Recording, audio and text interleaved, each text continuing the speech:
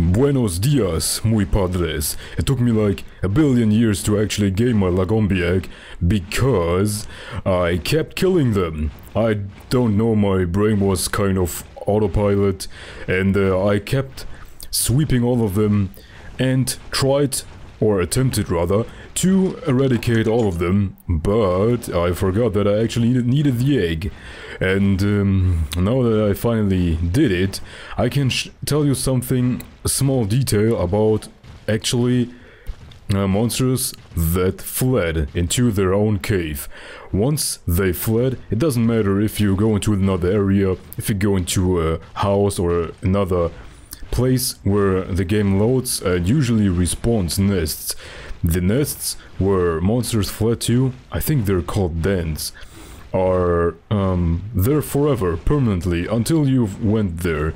That's probably because if you make a monster flee and you are full of eggs, you can't pick it up, and that's pretty shitty.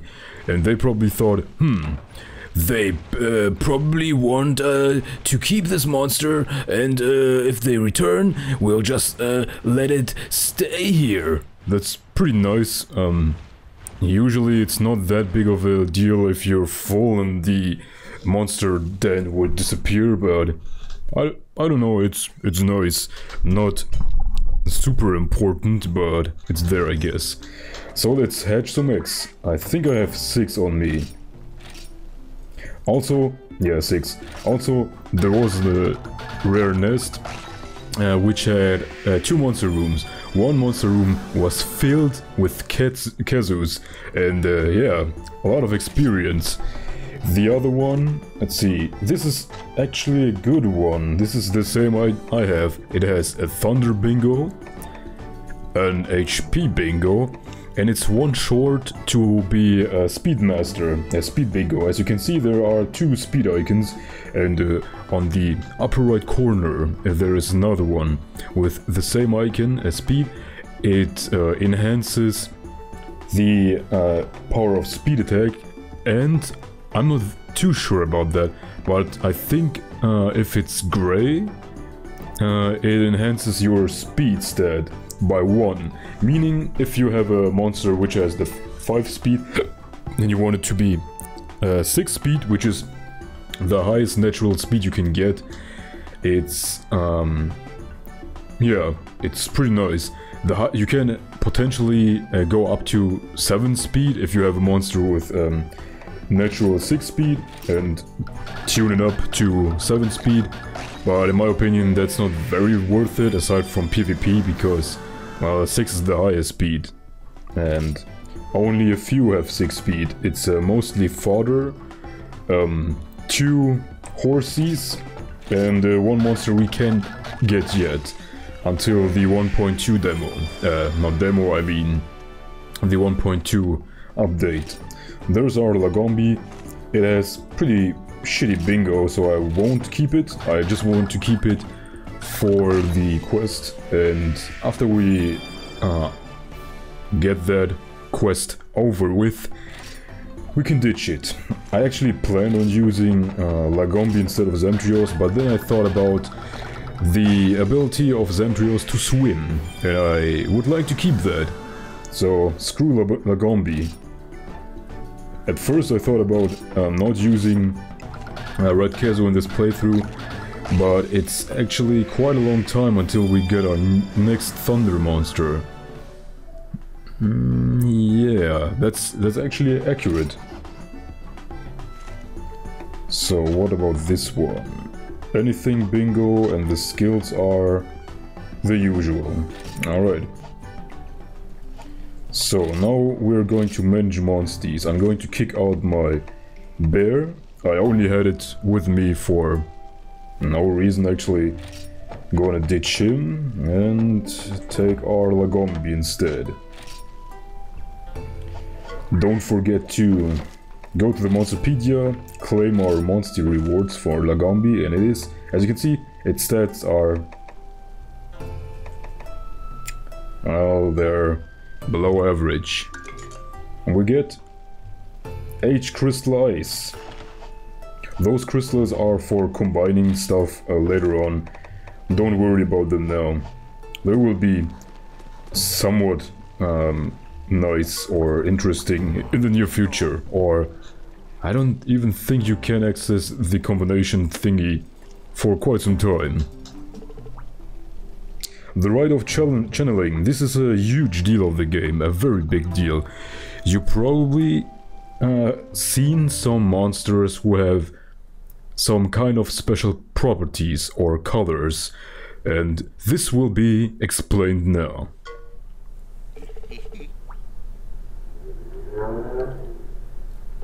You are the cocaine man. This big nose and those big pupils, you must be.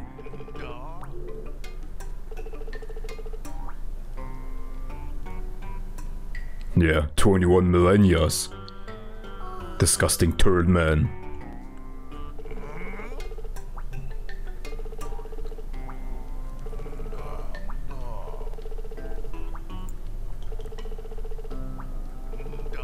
So he chained up a young Kutku in some kind of basement he had there for whatever, who knows how long. And he is going to lend us this Kutku for gene purposes. Does he want us to use our own Kutku? No, he wants us to take this Lagombi, which is trash, by the way, because it doesn't even have the everything bingo, which should be a basis for every monster, because more HP for basically no cost.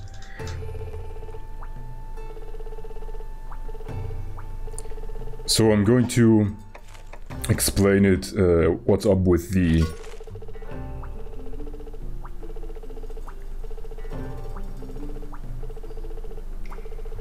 gene transfer. I'm going to make it a little bit easier to understand for you.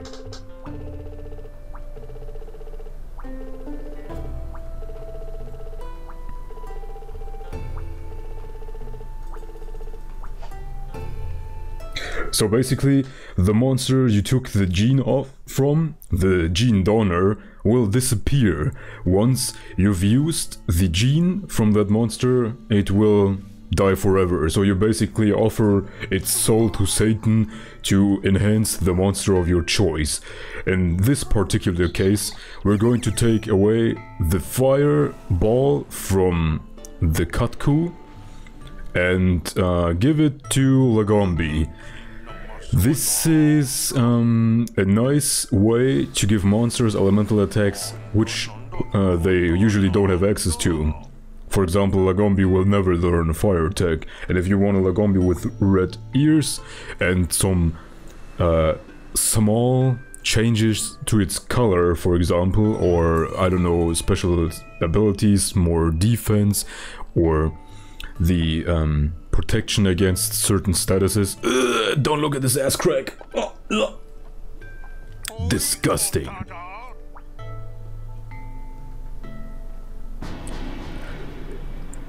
You can, for example, take a Zamtrios and give it fire and make the Zamtrios spew liquid molten lava instead of ice, which is usually something you won't see in any other Monster Hunter game.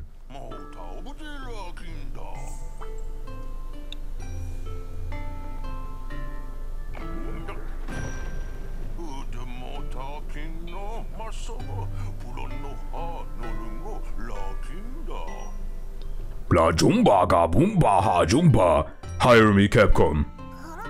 I'm the chosen voice actor. Let me voice every feline. Meow meow meow. Feed me Whiskas. Are you still eating that fish? Meow meow. Possum. Yeah, that's pretty much the gist of it. The smartest way to actually build a monster is, for example, if you already farm the elemental attacks or the abilities you want to give a monster, and then put them on either the slots that are empty, or overwrite the genes that are already present. Some monsters are very easily customizable because they don't have a starting out element, or they have one but their elemental attack isn't that high. The appearance only changes, by the way, if the element is the element you want is higher than its starting out element. For example, if Lagombi's element starting out elemental attack is 4 and you wanted to make it into a fire Lagombi with fire looks, you have to increase its fire elemental attack to 4 at least. You can make it higher or something, but it's not important to make it higher if you only care for looks, for its outer appearance. As far as I know, elemental attack only influences physical attack anyway. Your special fire attacks, for example Katku's fireball, only enhances in strength if you have either a fire enhancing attack, bingo, or if you have a fire enhancing gene. Fire enhancing bingo is way better, by the way. It enhances your attack by a ridiculous amount. Someone calculated, I don't know it from the top of my head, but it's well over 100%, I think.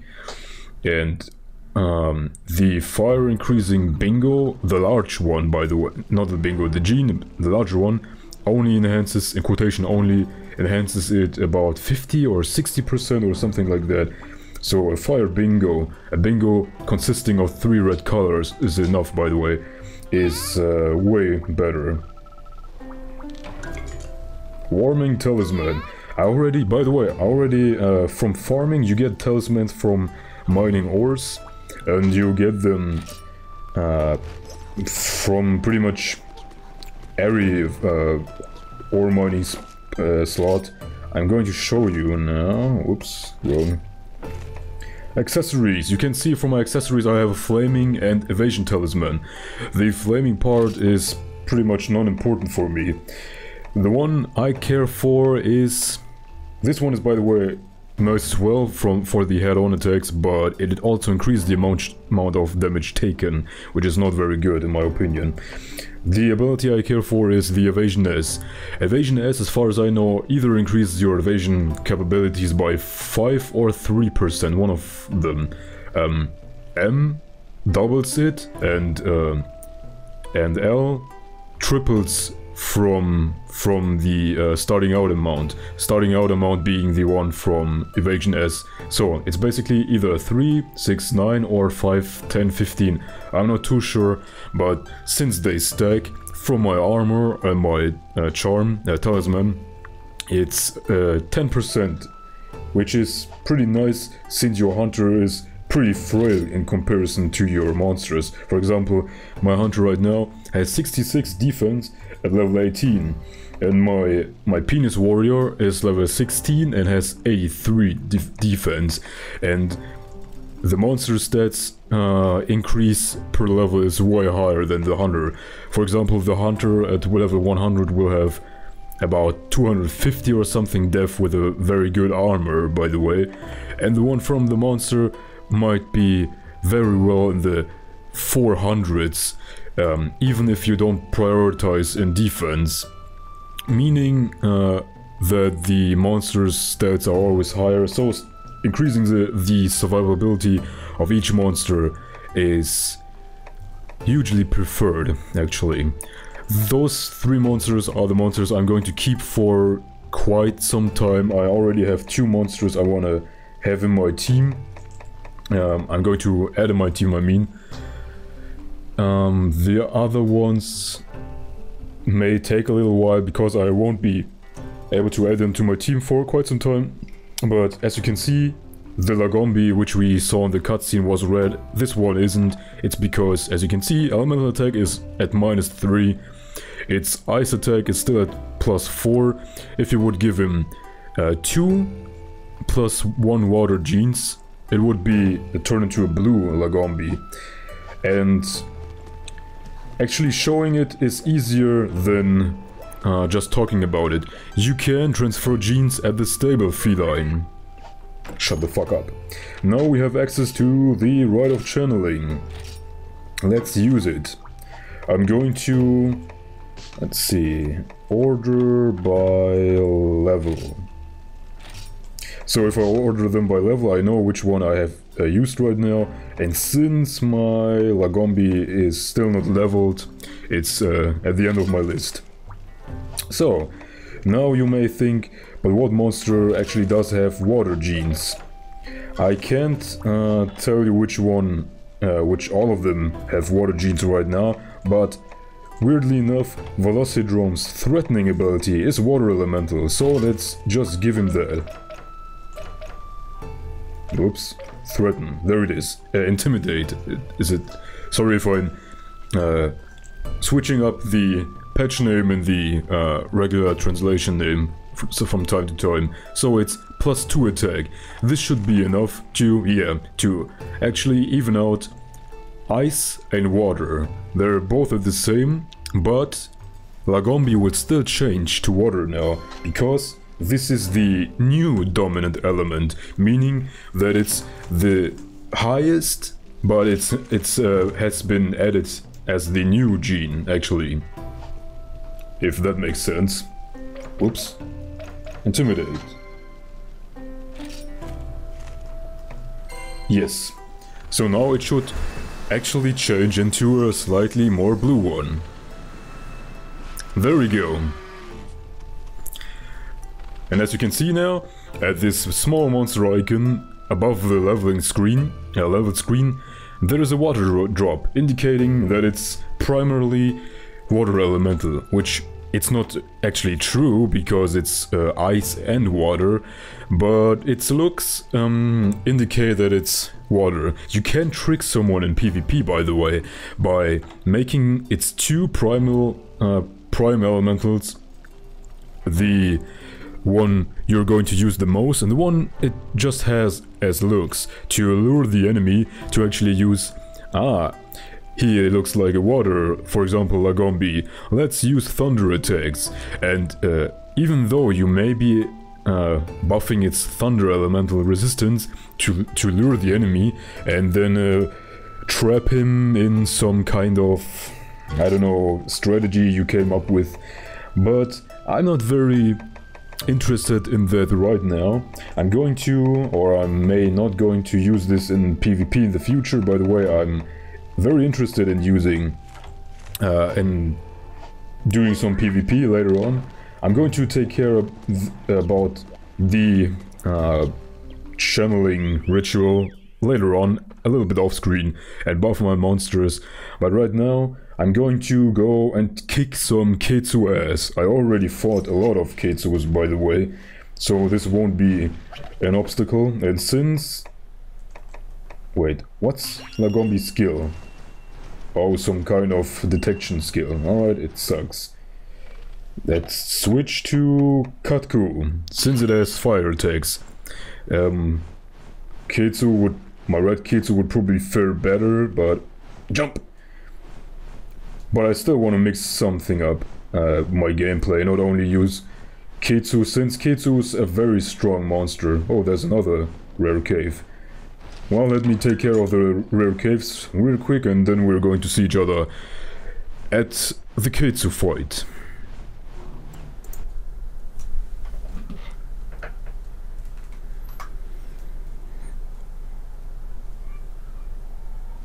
Now that I've taken care of this and some other stuff, I cleared some side quests, and there's a marker on the center of the map, meaning that I have to beat up something, and this something is this Zemtrios. Let's head to it, after I've kicked this Zemite's ass off screen. It's always useful or recommended to backtrack to towns or areas, places, settlements, whatever, to gain some new subquests from humanoids. I'm specifically saying humanoids because not only humans give you quests, no, cats do too. I mean, sorry, felines. Maybe trash cans would too if they had arms or legs or something, because freaking pumpkin heads called Shakalakas also give you quests. I'm going to take care of this Zentrios off screen because it's just a simple mission. I gained this quest from the hot spring hunter in the hot springs after I've beaten the 6 Zamites, and now he gave me another quest. The more you advance, the more quests you gain from the same persons actually, and this means it's always useful to backtrack to towns, not for, I don't know, items or something, because that's not even a reason to go there, because they don't upgrade their own item stocks in stores. So the only reason to go back is actually just for quests. And yeah, that's what I did. I went back to Hakon village and took some other quests, and now I'm here, trying to kick Ketsu ass. But first, we have to get past plot walls in form of huge icicles. But however shall we do this? My Katku can only break small rocks. Who has the ability to break bigger rocks? This is me and my thinking sounds. Thanks, question mark, question mark, question mark. You're my favorite character in the whole game.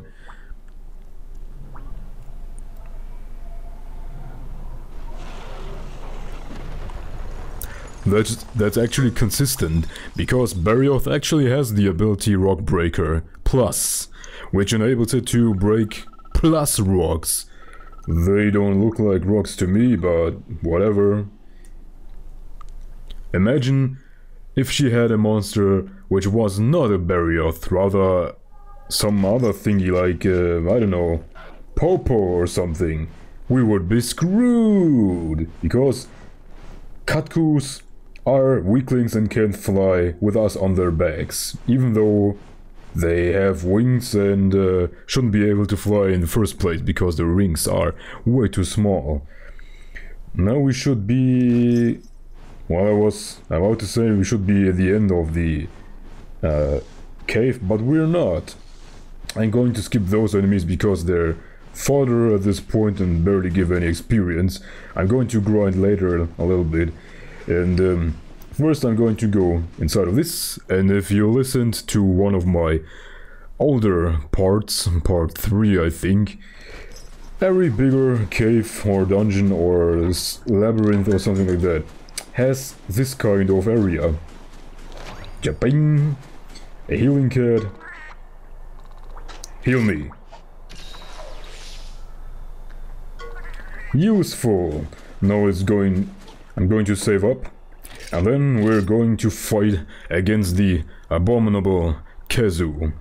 By the way, using Katku is only a good choice because of the fire elemental advantage, but since Katkus are weak against sound attacks and Ketsu has the ability to scream and make monsters who are susceptible to sounds fall over, it is a double-edged sword.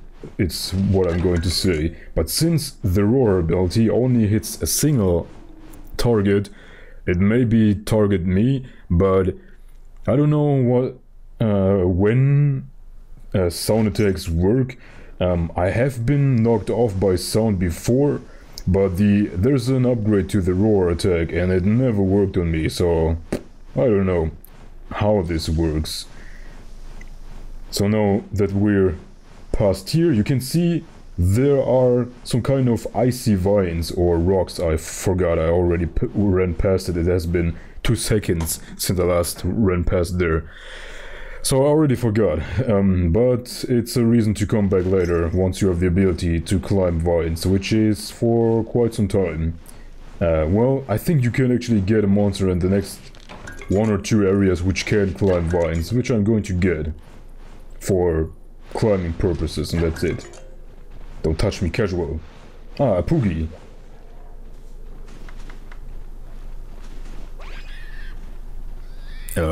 Okay. Apparently it lost interest since it saw that I'm in cahoots with the almighty Poogie. Alright, we came from this way, and it wants us to use our Cutco to break this teeny weeny rock. But first, I'm going to explore this way and the other one below. Wait, no, it wants me to go up there, because this is the right way. This is a treasure area. I'm going to go on a little extra length on this episode because boss time soon.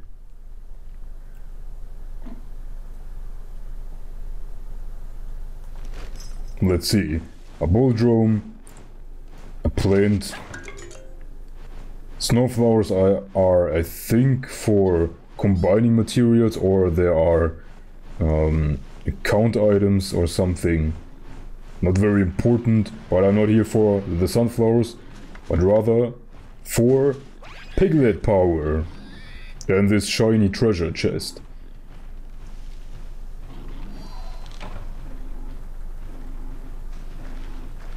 Zoink. I'm going to show off this fight. Maybe I can show off Kazu's ability, kinship attack I mean. Because we only saw the kinship attacks, or at least I only showed off 3 kinship attacks as of now, I think. Yeah, should be only 3. So, the first attack should be power attack, so I'd rather not use Kazu, that Kazu uses Thunder Fang, but I don't have enough. Oh, I'm 1 point short to use Savage Thunder Breath. Alright. Then let's use power, since next turn it will be using technique, and if it's targeting me, I won't be cancelling out my combo. So if it's going to use technique against me, I can still use power, keep up my combo, and not run the risk of getting my ass kicked in the head-on fight. Apparently it won't. Alright, kids, you can use technical attack, so I won't get rid of my kinship points. This will be a little bit close. It's too fragile, I think, to survive. Yeah, and also my Kazu gets his ass kicked by the bouldrome.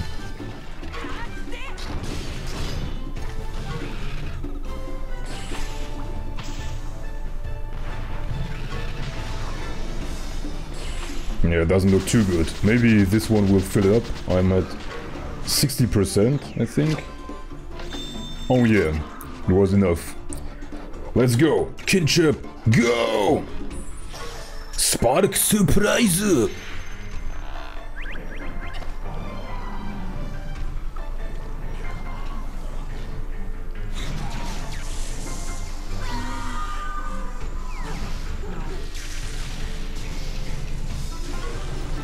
I don't see what was the point of the swingy thingy. He could have just unleashed all the electricity while being on the ground, but I don't know, maybe it's Japanese anime magic. It's retreating? Ah, alright, this is not a... I was thinking about being in a monster den right now, but this is a special cave, a story cave, or a regular cave, because special caves are monster dens, by the way, and normal caves are, well, normal caves, and there can still spawn... alright, I had a mission with slaying a bouldrome. I also have a mission slaying a... what is it? Lagombi. I won't go in there now because I don't really care for bouldrome. I can go there, here, inside of here, later when I get the vine climb ability, or I can do this off screen, but as I said before, they don't disappear, ever. They can, if you get a monster retreat cave right now, it will still be there if you beat the game, so no hurry. So now I'm going to go down there. There should be another special room there with items, treasure, loot. The reason why I really wanted to do a let's play myself of Once Another Story was because when I started my Japanese playthrough, there were barely any guides or infos that were not Japanese or not incomplete. So I decided to get some information myself from all the sources I could, find out stuff myself, and I wanted to watch a playthrough, since at that point, before I was able to start my own playthrough of the Japanese game, I wanted to watch a let's play or a playthrough from a person who did everything and played basically like me, thoroughly and without rushing and so on.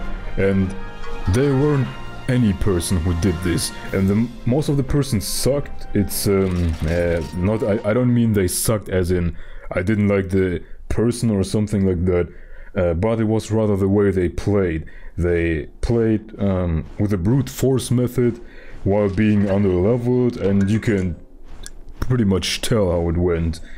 They got their ass kicked, and it was pretty. Well, it wasn't very nice to watch, and it wasn't very satisfying.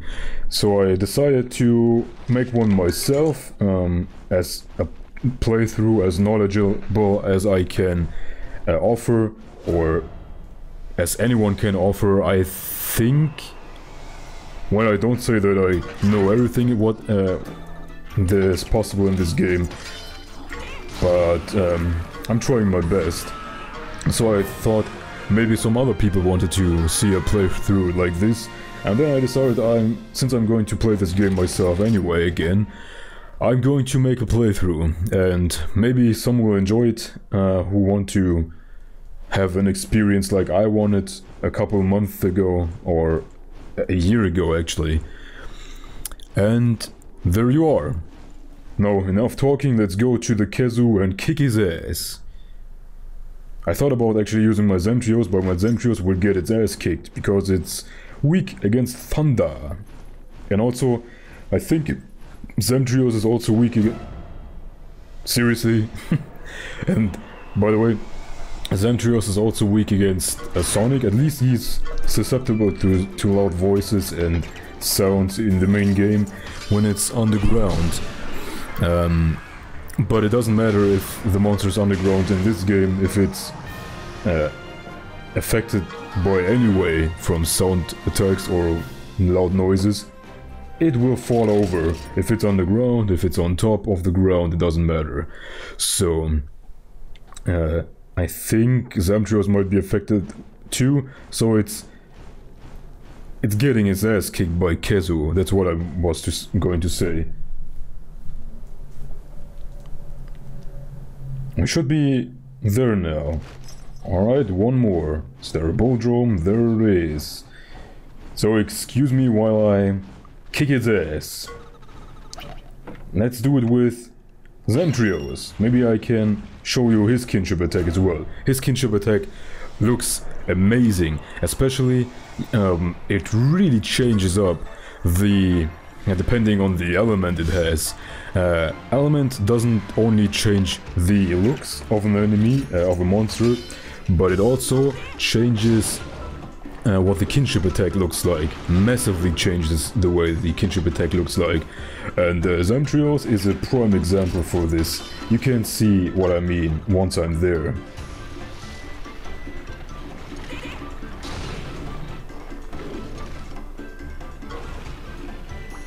Oh no, it's going to spam Frost Breath, depleting all of my kinship points. Alright, now it should be using... I wasn't paying attention, it should be probably Tech right now. Oh. Alright, the Power Charge Reckless Tackle combo. Let's see how much damage it deals.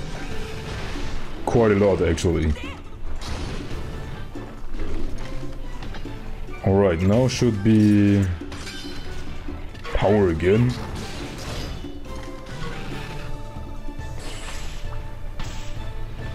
Now should be a head-on fight. Yeah, Power Clash, I mean. And then I should be able to use my kinship attack. Ah, yeah, there we go.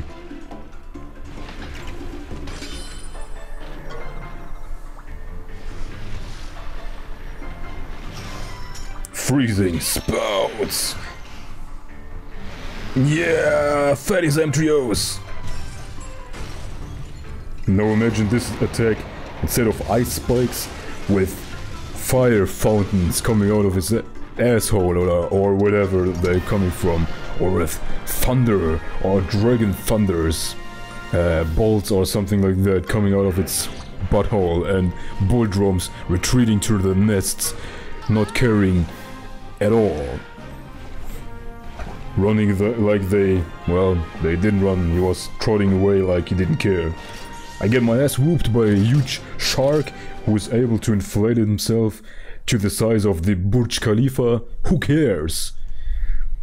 I've seen weirder shit. And another monster then.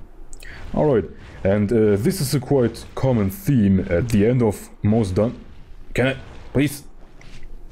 At the end of most dungeons, you have a caravan travel station. You can't travel here, you can use it to save, in case you're afraid that you're going to get your ass kicked, or if you want to go back and stock up on items or something, but I, for example, never needed it for this reason.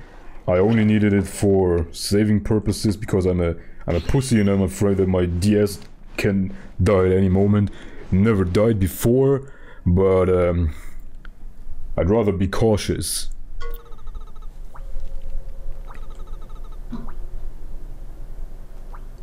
I ran into a bajillion cases already, so you're a filthy liar.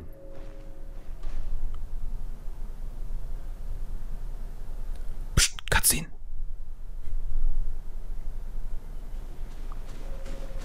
Oh no, a big shadow. With saliva, whatever can it be? Sealing penis man!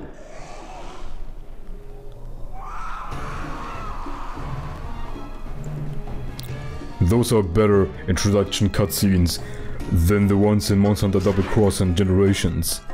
I'm serious. Naviru, you filthy liar. You said the same thing about Red Kezu, and Red Kezu didn't use a single technique attack once. So, this one is called the Bejewelier. It uses, well, thunder and technique attacks, preferring technique attacks. And now it's going to use power attacks. Yeah. Doesn't really matter. I'm going to spam fire attacks until it drops. It's a pretty straightforward fight. Compared to the Red Kezu, he's a huge pushover. And with huge pushover, I mean gigantic pushover. And now he's going to use technique attack, of course.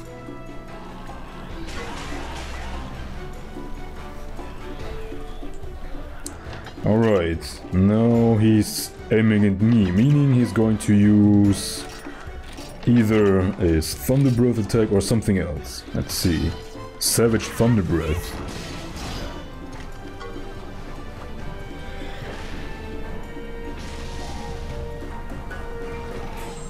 Alright, the head is broken already. Now it can't be using Roar, meaning that our Kotku is safe. Let's see if it's... Oh, it's going to use power attack again. I wasn't paying attention, maybe that he's switching between power and technique. I don't think it's like this. I think it's like 66% percentage chance that it's going to use technique, and the rest is power. Because it's usually preferring technique attacks, but now I'm a little bit out of luck. It doesn't phase either of us. I think it will either use Thunder Charge or Thunder Discharge, whatever the name is again. Electric Discharge.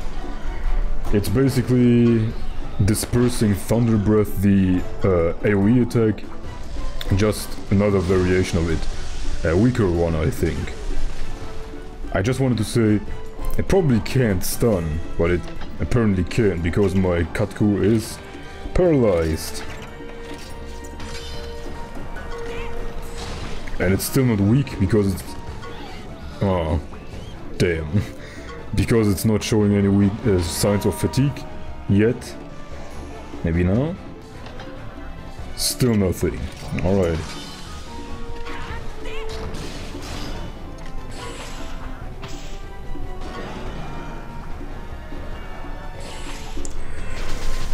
It should be weak now. If not, I will still be able to finish him off with my kinship attacks.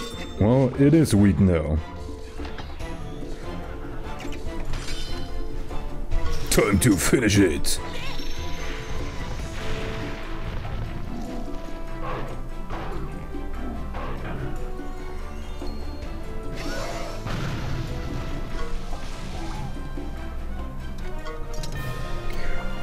The Bejewelor defeated. I don't even know what this word is supposed to mean, I never heard it before.